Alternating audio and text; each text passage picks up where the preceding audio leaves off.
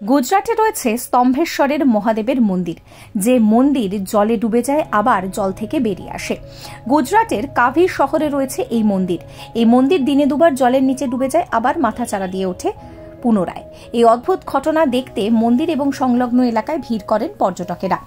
যেই সময় কোটাল শুরু হয় তখন সমুদ্র জলে নিমজ্জিত হয়। জোয়ার কমতে শুরু করার পর সঙ্গে সঙ্গে মন্দির এবং মন্দিরের ভিতরে 4 ফিট উঁচু শিবলিঙ্গটি আস্তে আস্তে সমুদ্র থেকে উঠে আসতে শুরু করে।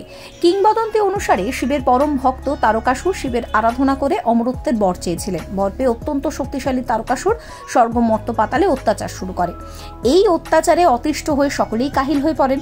স্বয়ং ভগবান শিব তাকে বধ করার জন্য দেব সেনাপতি কার্তিকেয়কে সৃষ্টি করেন।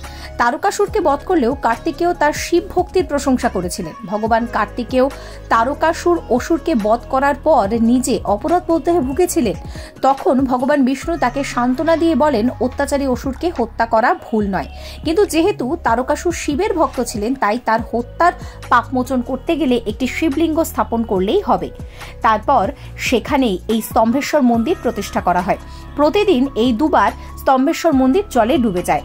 প্রকৃতি নিজেই এখানে শিবলিঙ্গের জল অভিষেকের আয়োজন করে। প্রতি অমাবস্যায় এখানে ধুমধাম করে শিব পুজো হয়।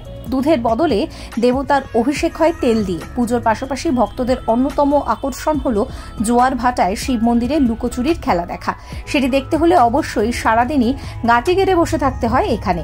জোয়ার ভাটায় মন্দিরের অদৃশ্য এবং দৃশ্যমান হওয়া দেখাটা এক দারুণ অনুভূতি। Follow for more.